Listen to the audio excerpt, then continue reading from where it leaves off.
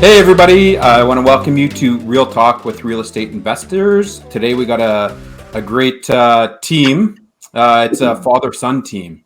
So I'll let Leanne introduce them. Yeah, so like Mike said, we've had different people on the podcast.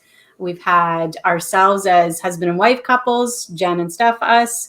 We've had brothers. We've had Kanal and Karan. It's a tongue twister for me this morning. And we've had a young investor, a single guy, Ryan Percival. So we got that story. As well as Tristan Ritchie. And now we're on to the father-son team, which is very unique in itself. And we were all privileged to meet each other about a year ago. Yep. And in that mentorship networking that we did, and I'm going to put a plug to everybody that networking is so important when you're into this real estate business. So I never doubt that. And we've created so many great contacts with Jen and Steff and Luke and Brian and an abundance of other people that have really accelerated and scaled our business. So we are fortunate to talk with Luke and Brian quite regularly. All of us do. And we keep in contact. We keep each other going. And just welcome Luke and Brian this morning and tell us your why and tell us kind of your story on what got you into real estate. And let's start there. Well, first of all, thank you for having us. I'd love to be here. And maybe I'll let you go first with your why, because I kind of come after you, so we'll go in order here. I thanks. Yeah, like Luke said, thanks for having us on, guys. I'm sure it's going to be fun. I guess starting with my why, I started a little bit later in life in the real estate game, and really for me, it kind of came out of, I guess, necessity more than anything. I kind of saw where my retirement savings just weren't really getting to where I thought they needed to get to, with our RRSPs, the typical way that Canadians do it. You put your money away, you're told to put it away into RRSPs. And, when you're 65, you start drawing on that. But, I think everybody here, we've probably all done this, and we've seen that you just don't get the returns that you really would want to see. So, one of the things that we started doing was, we had an interest in HGTV, and I remember watching Income Property, which was like my favorite show when that first shit came on, and just watching Scott McGilvery and he's teaching you how to do all this stuff where you can buy a house and build a basement suite and make all this money, and I'm like, this is amazing, we have to do this. So that's kind of what the catalyst was, I think, for me to get started was this seems like a way where we can actually build up some wealth for retirement. And like I say, I got I started a little bit later in life, but hopefully not too late. And so the last few years, it's just been, how do we keep going? How do we keep building on this? Networking with people like yourselves. I mean, that's been a huge motivation for me, and just kind of keeps me going and wanting to do more and more. And my wife and I bought our first rental property in London in 2018. We bought a duplex, and we actually got Luke involved at that time. He came along and he helped us do some of the demo. We did a complete gut job of this place, right down to the studs. We added some bedrooms, moved bathrooms and kitchens around and all that. And kind of got the bug at that point. We decided at that point that this is what we want to do. So we've just been at it ever since. And then I'm really happy to see that Luke kind of, he got bit by the bug as well. And he's jumping in there as well. And he's going to, I think, far surpass anything that I do over the next few years. So that's kind of my story, but I'll let Luke take it from there. Yeah. So kind of typical. I read Rich Dad, Poor Dad. And I think we all have more than once, right? Yeah.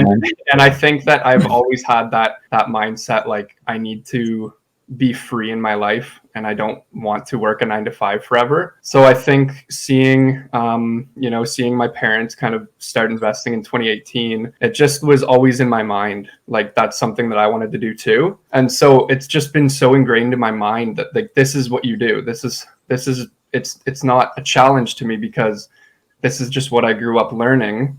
I would say that my why is that I really just want to build wealth to be able to be free in my life. Like I want location freedom, time freedom. So, I kind of want to move to BC one day, and I want to just have my properties produce income for me. So that's kind of my why.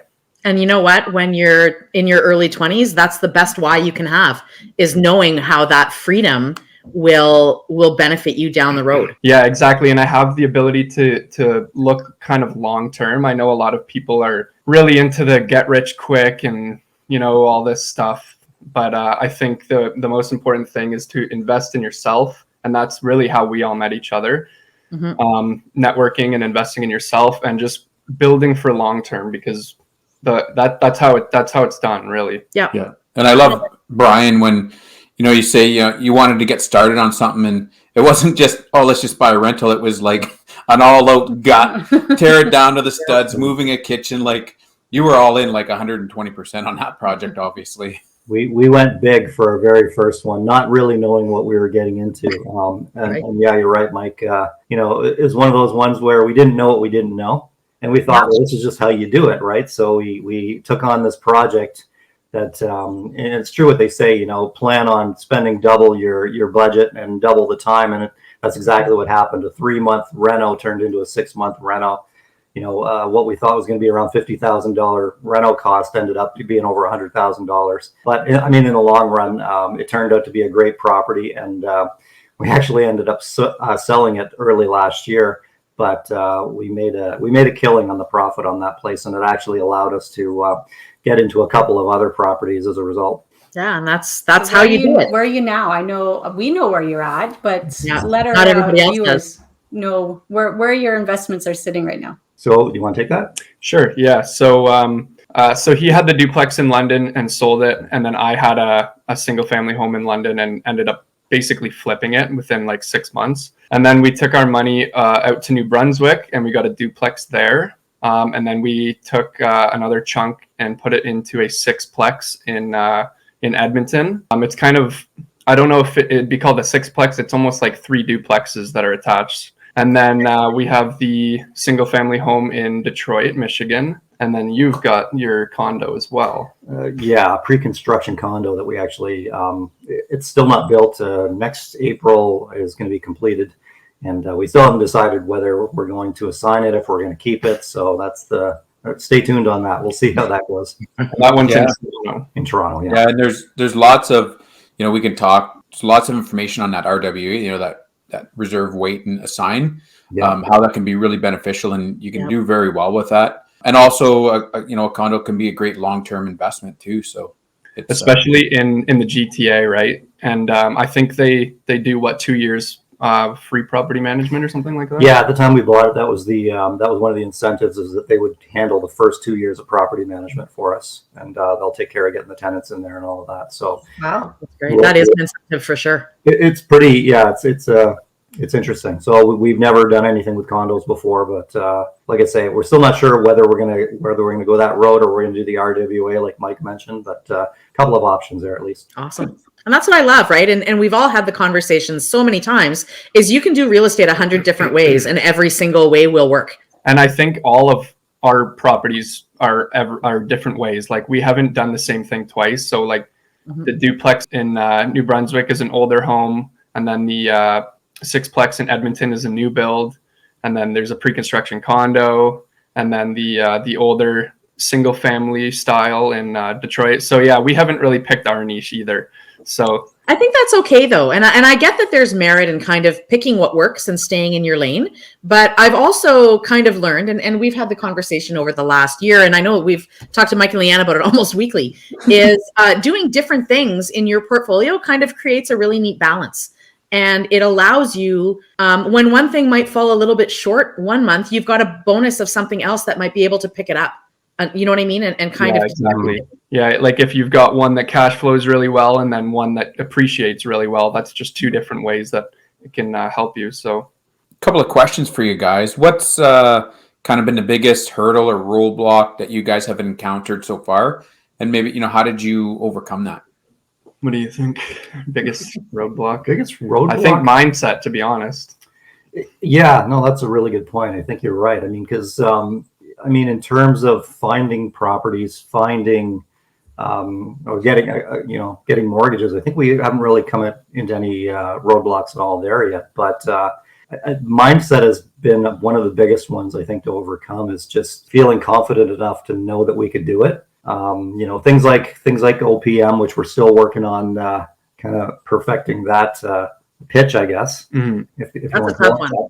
We're still working on that. But yeah, it's really just having the right mindset to know that, hey, we can do this, right? Let's just go for it. And I think we've kind of overcome a lot of our fears with that. But yeah, there's still a little bit to go there as well. Like I said, with the OPM stuff, we're still maybe not struggling, but just not as comfortable as we'd like to be yet. And I think we're, like, me personally, when I analyze a property, I'm pretty picky too. I don't like to see anything that's cutting it close on the cash flow, because we all know the ins and outs of these properties. Like you guys know as well as anyone, like something could happen and you need a new roof or whatever, the basement floods. There goes your cash flow probably for the year, right? Yeah. So I've been pretty picky too with the properties, and maybe, I don't know if that's a roadblock, but I don't know if it's, I think it's a good thing too, though, to be picky sometimes.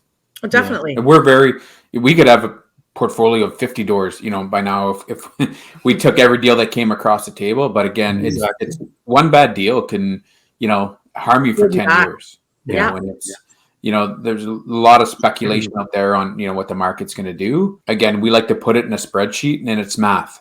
If the math works, you know what I mean? Mathematics has been around for thousands of years. If the math works, then the product works. If you start mixing in speculations and what ifs and maybes, and then that's when, the variables are there. Mm-hmm. So yeah, math doesn't make any emotional decisions. Yeah, that's exactly it. And I think we've also been very lucky to not have any problem tenants yet. I say yet because I know it's inevitable, but at least that hasn't been a roadblock for us. We haven't had any problem tenants. No, and remember too, like the longer you go, the more experience you'll gain, and you'll be prepped for it. You know what I mean? Like, and it's easier to kind of know that it's likely going to happen down the road. It's not guaranteed, but the likelihood that you'll run into somebody that's not on the same page as you are is fairly high. We've been really lucky. I mean, in 10 years or 11 years now of being in the investing gig, I think we've had problem tenants twice. So really, in the big picture, we've talked to friends that are investors that have had nightmare after nightmare after nightmare. You know what I mean? So, we feel pretty fortunate. Yeah. That it's only been 2, but the more you know, the more you're less likely to freak out when it happens. You know what I mean? Like, you'll know that there's steps that you can take, and there's kind of a process to follow that will help you, right? Help kind of alleviate the risk and deal with it appropriately and legally and all of those things too. Yeah. So. Yeah. And there's, I was going to say, that's the power of the network too, right? So you start to get into these problems. So you reach out to these networks that we're all building and saying, hey, because somebody has dealt with what you're dealing with, and how did you deal with it? And what was the outcome? And, what are the best steps in doing it? So you're not alone out there. And that's why these networks are so powerful. Yep. Yeah. You're building your team. Yep. Mm-hmm. yeah, It's true. And if you have a great property manager, right, that problem tenant now becomes their problem and less your problem, right? So you manage the manager, and I know for us, like we have great property management in Sudbury right now. And when things go wrong, we kind of get updates, but we're not dealing with that day to day, trying to get dialogue going and questions and answers and all that kind of stuff. That's not our role anymore. So we get like the weekly update with, this is going really well, this isn't going really well, and these are our suggestions for next steps. And then we just kind of figure out between the two of us where we want to go. And that's how we built ours too. Like, even when we had our properties in London, we were pretty close. We did property management as well. And I think we've built it where our properties have just been quiet. We don't hear anything. We just get the paycheck every first of the month, whatever. And that's how that's how we like it. So yeah, I think every investor likes it that way. There are some that I think want to be a little bit more hands-on, that get a little bit more involved, but we've kind of taken the stance that no news is good news. And we're very happy if nobody's calling, then things must be okay. That's kind of how we roll with it. And you know what? We're happy to take those rent checks every month and make sure that we're creating like a safe, clean space for people to live in. So the likelihood of there being problems is lessened. So how do you guys work as a team? Because obviously you're father's son. So how do decision making and how does that all look like when you're looking at properties? Play us through that. I think the good thing about being a team, I think, is we think a lot alike, in terms of where we want to invest, what type of properties we want to invest in. And maybe that's just because we kind of learned together very similarly. So it's a really good partnership, I find, is that, if Luke sees something that he kind of tweaks his interest and he tells me, I'm like, yeah, that's amazing. We should dig into this more. And the same thing, vice versa, right? If I find something, he gets excited about it. So, it's just worked out really well. We haven't really come across any times where, he's wanted to do something and I haven't, or the other way around. It's just, we always kind of seem to be on the same page in terms of what we want to do, where we want to do it, when we want to do it, all those sorts of things. So it's been a symbiotic relationship, I guess you could say. I love that. It's really easy to get each other excited and bounce ideas off each other. And I think I do some of the deal hunting and analyzing the numbers and on all that. And he tends to do more of the admin, talking to property managers and stuff like that. And it just has worked out really well. Like we've never butt heads or anything. And of course, we have to ask my mom as well. She's in the whole operation here. Yeah.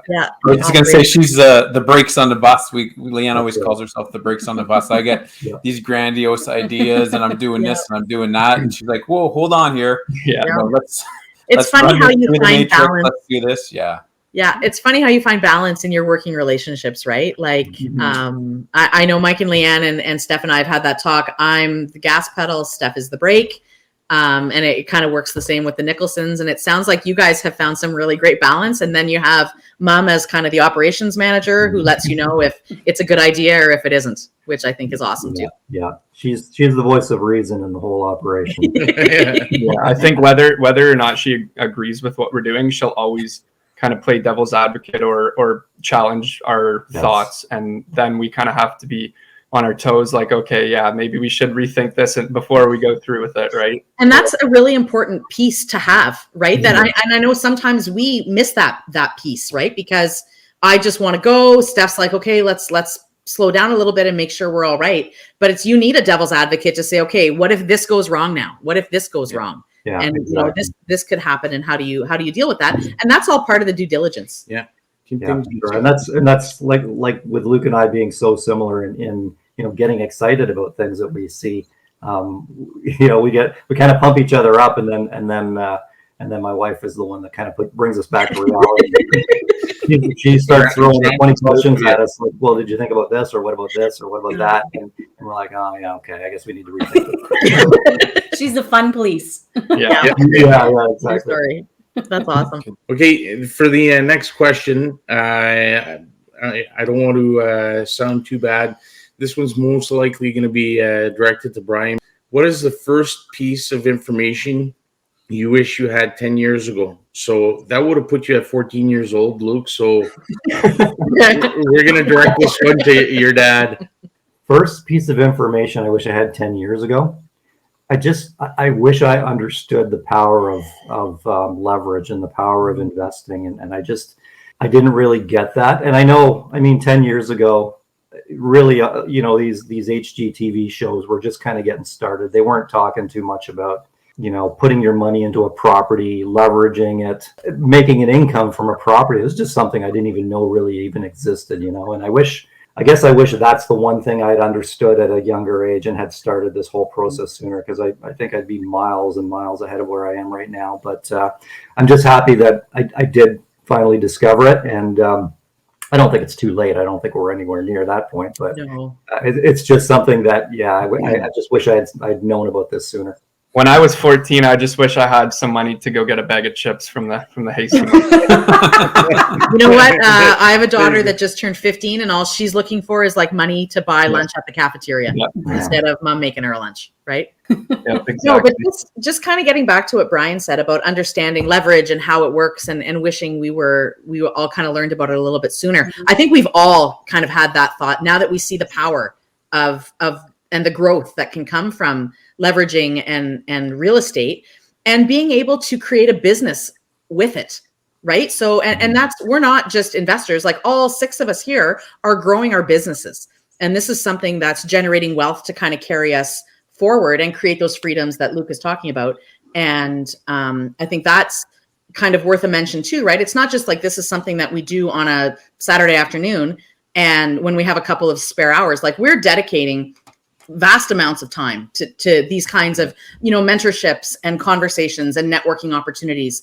And I think it's important. I just want to turn it back to Brian and Luke, because you guys have done so much more than just spend time on it. And in addition to your 9 to 5s, like you've switched. Like Luke, I know that you have. Brian, you're kind of putting the pieces in place to get there yourself. So I would love to talk a little bit about that, because we've been there, right? Like I left my 9 to 5 and I now focus most of my time on our portfolio. And Mike and Leanne, right? Leanne left her 9 to 5 last year and is kind of doing the same thing with their portfolio and her mortgage business. So what does this look like for you guys now? And kind of where are you at? And what have you done in terms of change your game to kind of create more of a business as you move forward to create those freedoms?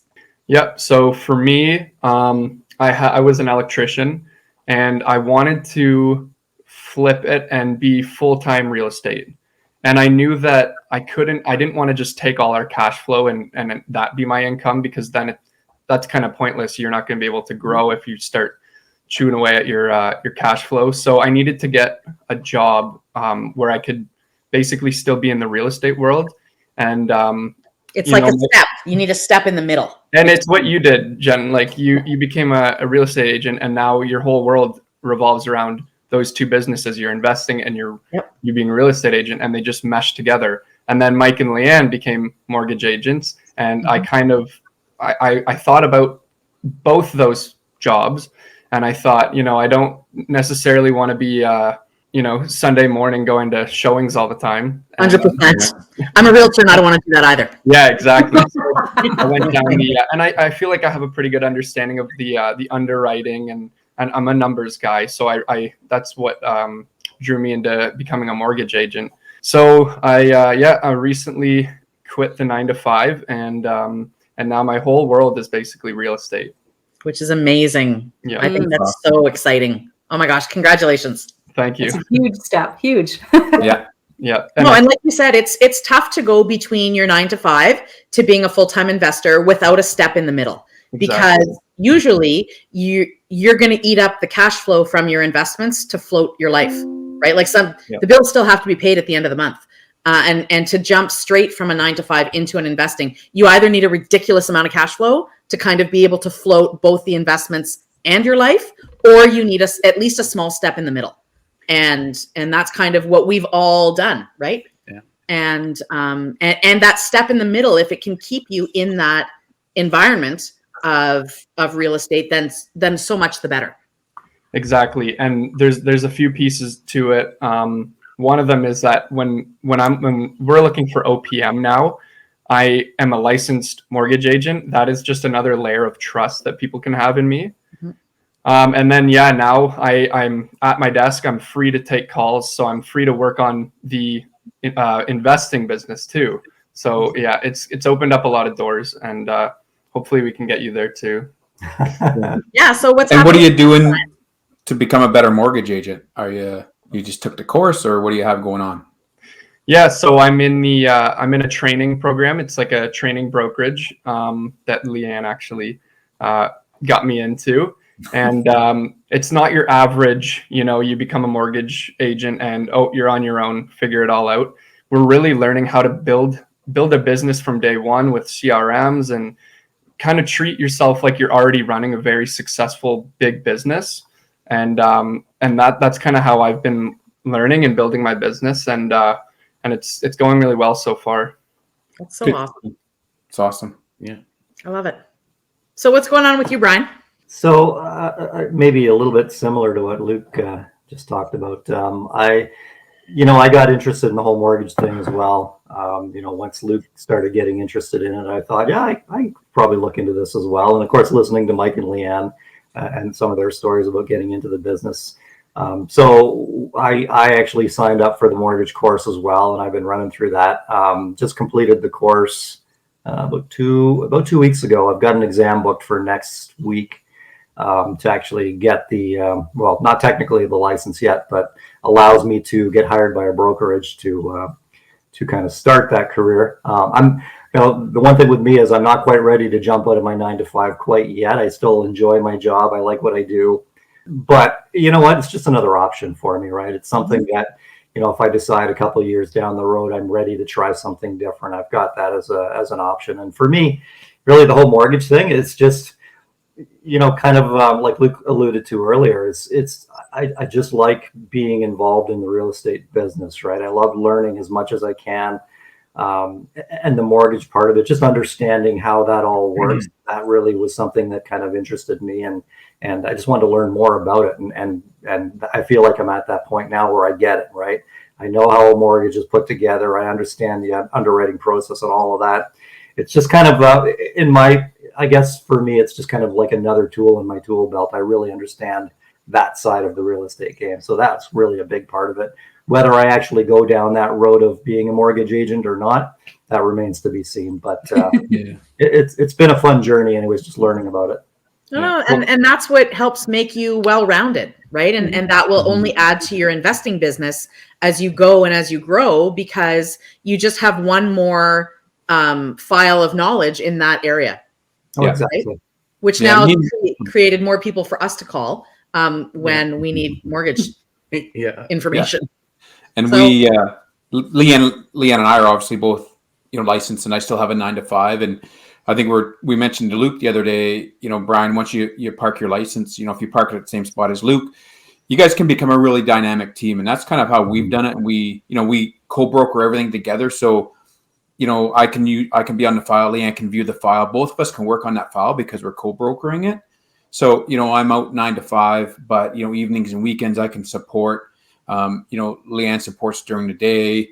And you yourself, right? You can appeal to a whole different, generation than Luke can, right? And you could, market yourself that way. And then Luke's there to support you throughout the day when you're at your 9 to 5. And, you can be there to support in evenings and weekends. So it's really nice when you have a team member with you. And really, ultimately, it's multiple streams of income, right? So our real estate portfolio is one stream of income. Mike's 9 to 5 is another stream. The mortgage industry, that's another stream. So it's, what do they say? The wealthy has how many streams? 7 streams of income, is what I hear. Yeah, and I don't see why that would not work. I think it would work pretty well. Like we have a good team on the investing side, so we probably would have a pretty good team on the mortgage side too. Yeah.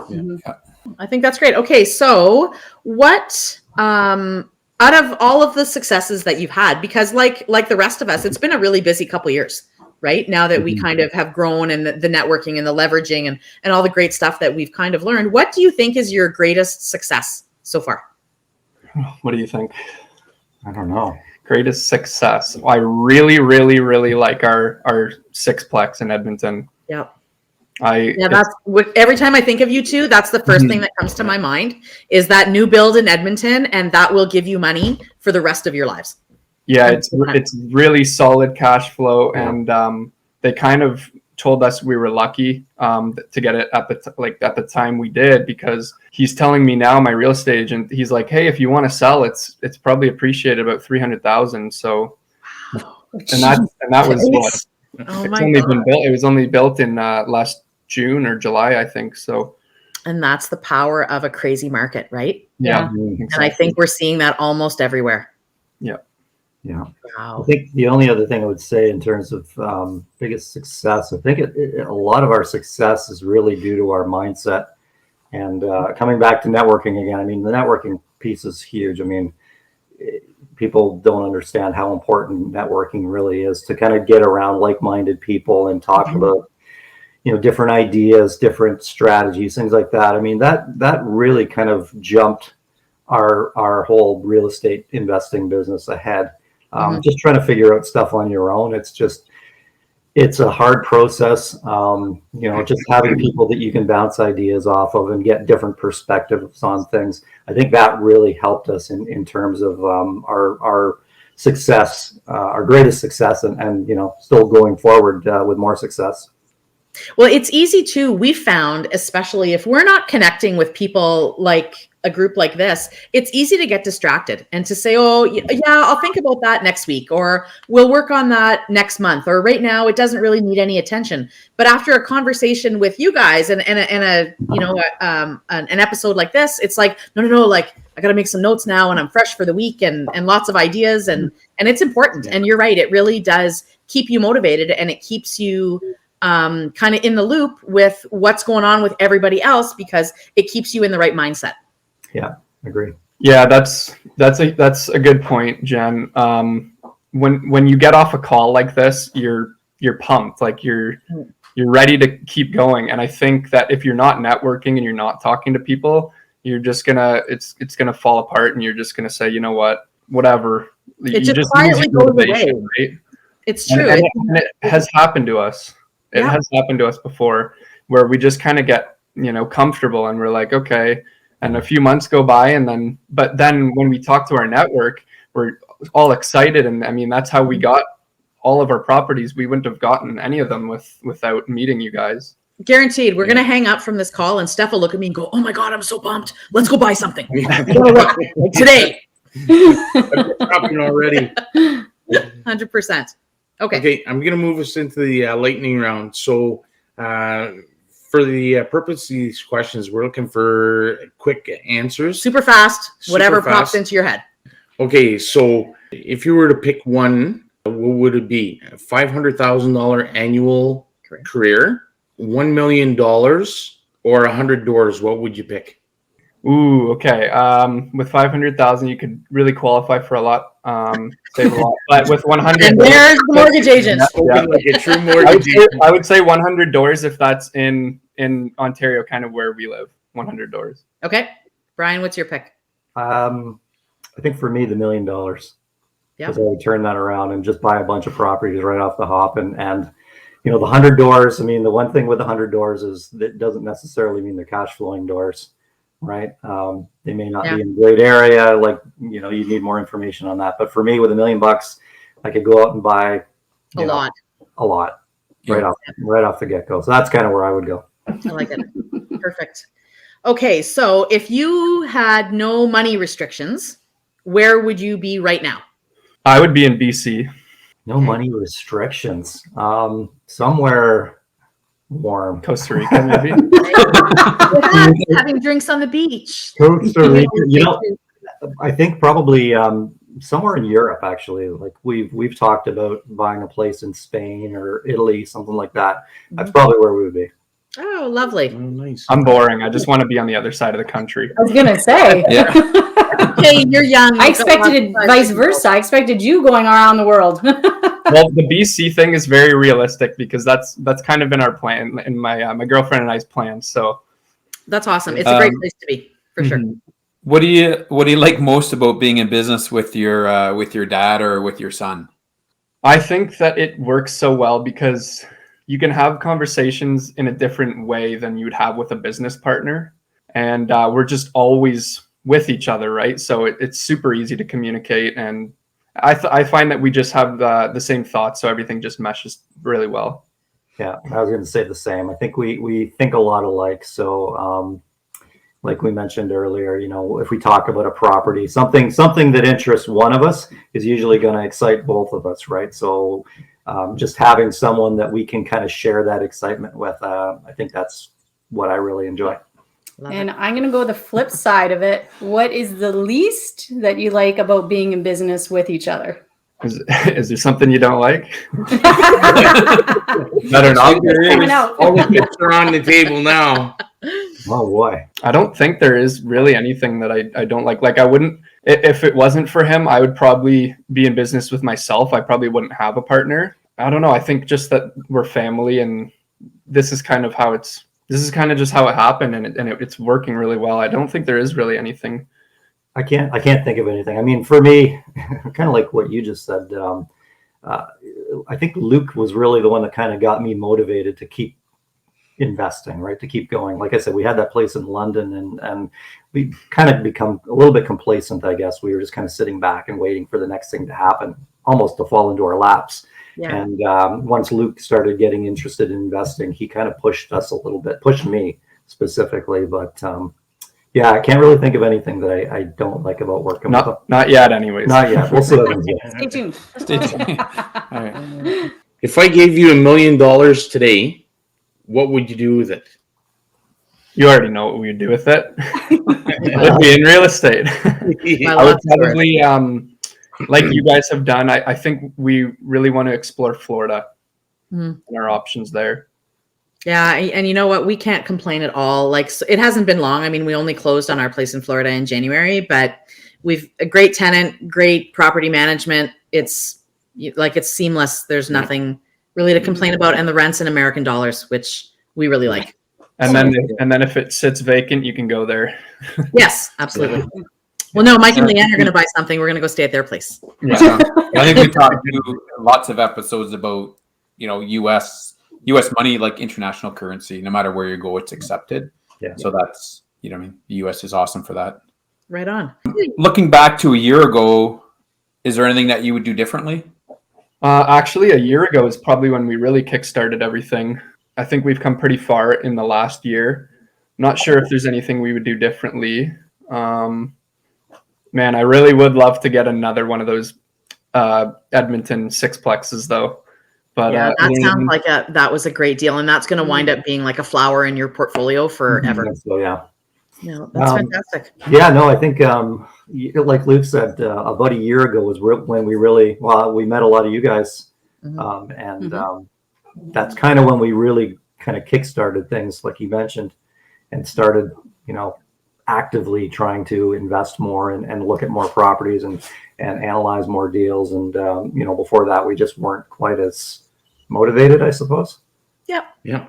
And then that goes back to kind of who you surround yourself with. Yeah. Exactly. And we kind of all connected as a group when we were all looking to kind of hit that growth spurt. And I think we all kind of caught on fire at the same time. So it was a really exciting year for a lot of us.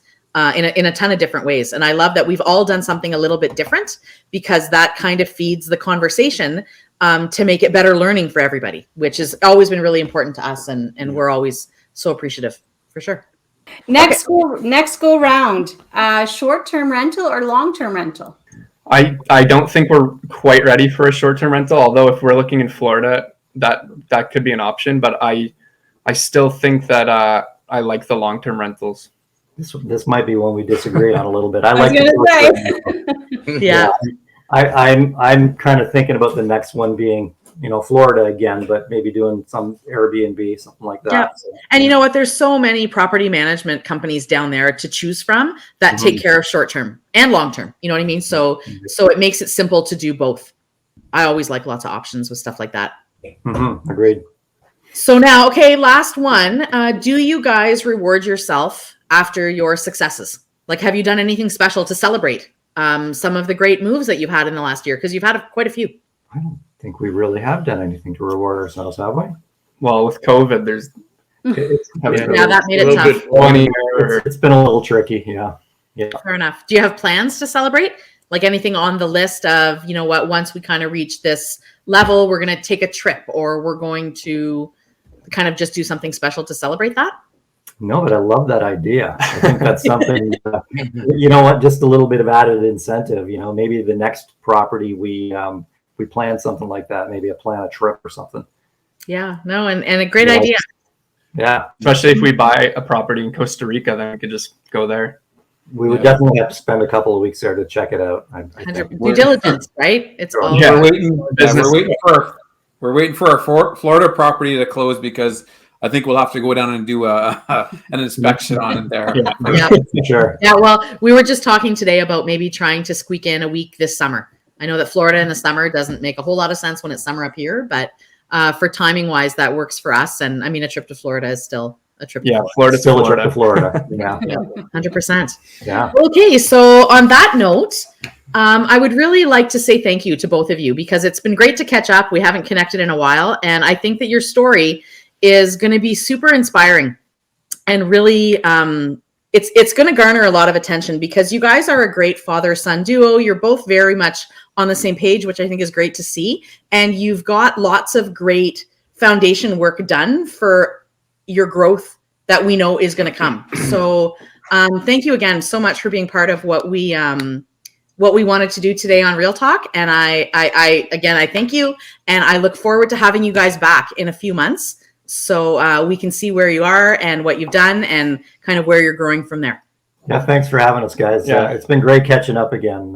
For sure. Yeah, for sure. Yeah. Oh, you know what? Before I forget, because Mike always reminds me I forget at the end, how do people find you guys if they want to talk investing or if they want to talk about your mortgage business or what's going on? If you're open to those kinds of conversations, how can people find you? Yeah, absolutely. I'm always open for those. I like educating people on Instagram and stuff. So you can find me on Instagram at Luke Finoro, LukeFinoro. And my dad doesn't really use social media as much, so that's another part in the business where I take control. He definitely does. Yeah, I'm not a big social media guy. I try, but I just That's okay, right? It's a balancing act, and you guys complement each other really well. I do have an Instagram handle. It's at bfinoro. Facebook, Brian.Finoro, I think it is. Other than that, yeah, we have our Finoro Properties email address, so if people want to reach out. Yep. It's finoroproperties@gmail.com. Awesome. Excellent. Perfect. Yeah, Leanne, Mike, anything else from you guys? I was just going to say, I think I've seen some of Luke's content on, Instagram. I'm in love with content. And now the mortgage stuff that you're doing on there, I'm all over that's it. going to be huge for you. You're going to reach a whole different demographic, right? Yep. And it's awesome. So keep it up. You're doing a great job. Yeah, you'll catch that whole new generation of people mortgage shopping, and I can't wait to watch it go. So thank you again for helping us to keep it real, and we look forward to talking to you guys next time. Thank you. Thanks, guys. Bye, guys. Take care. Bye. Bye.